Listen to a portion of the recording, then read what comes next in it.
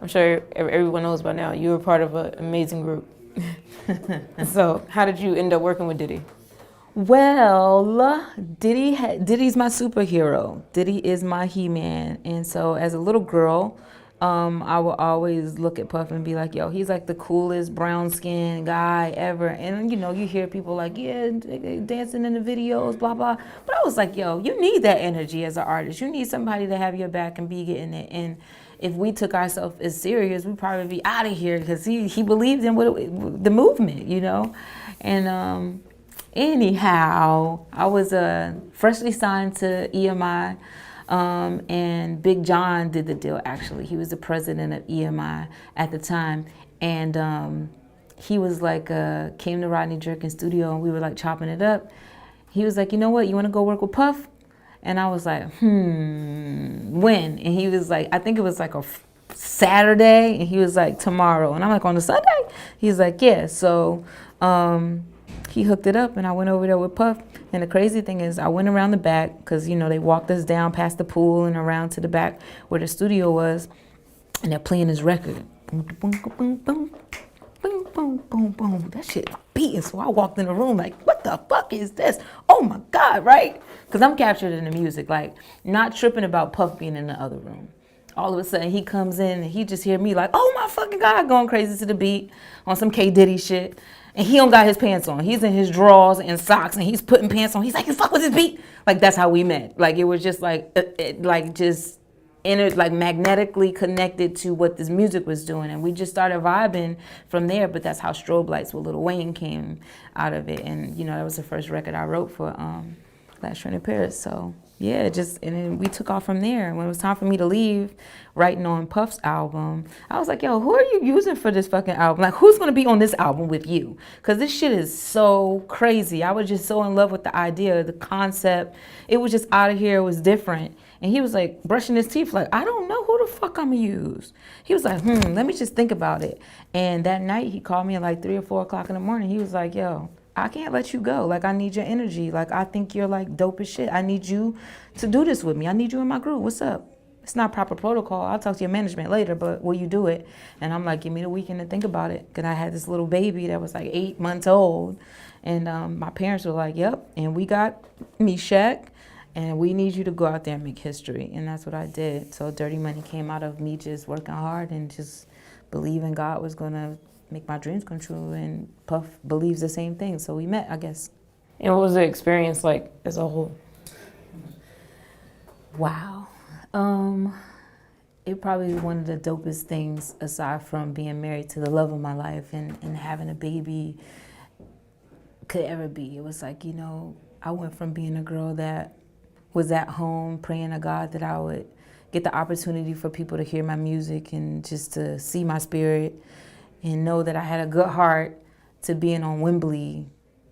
What? With Puff, like the American Music Awards. Like, I remember going into offices and like taking meetings with like L.A. Reid, and L.A. saying like, no, she's not the type of artist I sign, and him being front row while I'm performing with Puff.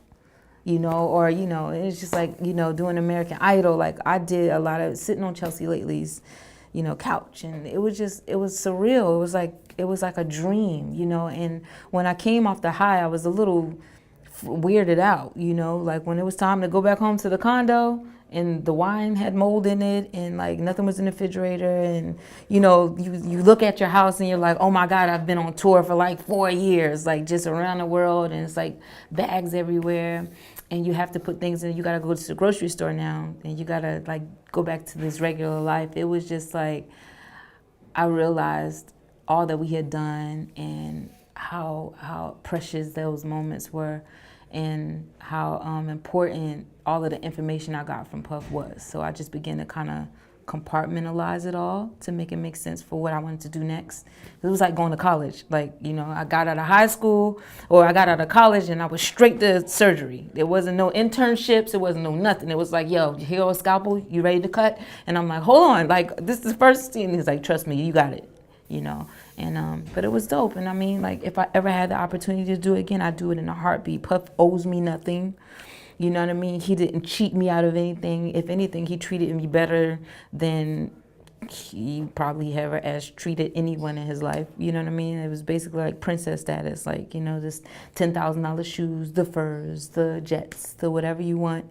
Let's get this album done. I'm gonna take care of you and make sure you're good. And I just love him for it, you know. Do you keep in contact with him and Dawn? I definitely keep in contact with Puff. Me and Dawn, we took a moment.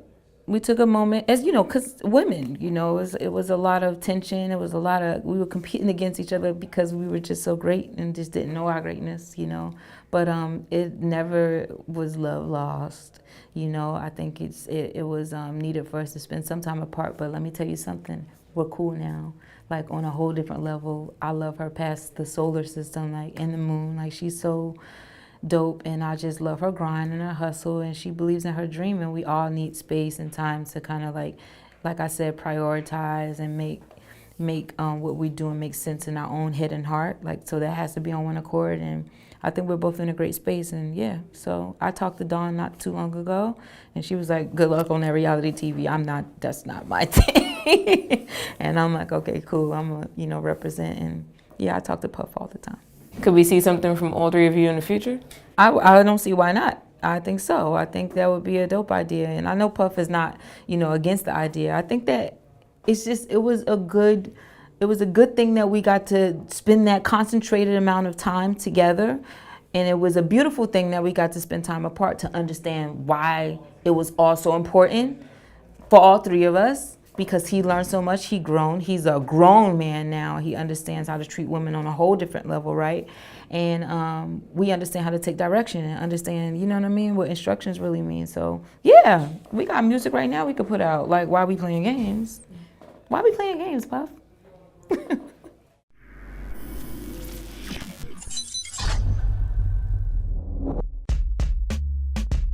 I just usually judge people by the tone that they use when they say it. So it's been used as both on a regular basis. So, I mean, it is what it is, though. Listen, I think they need this. I think it's a few things they need to do. I think Ku Klux Klan members need to not be able to wear hoods no more. We need to see who's behind those motherfucking hoods. When those flags, and I think that the flag, you should still be able to fly it on your personal. Like you can still have it on your cars.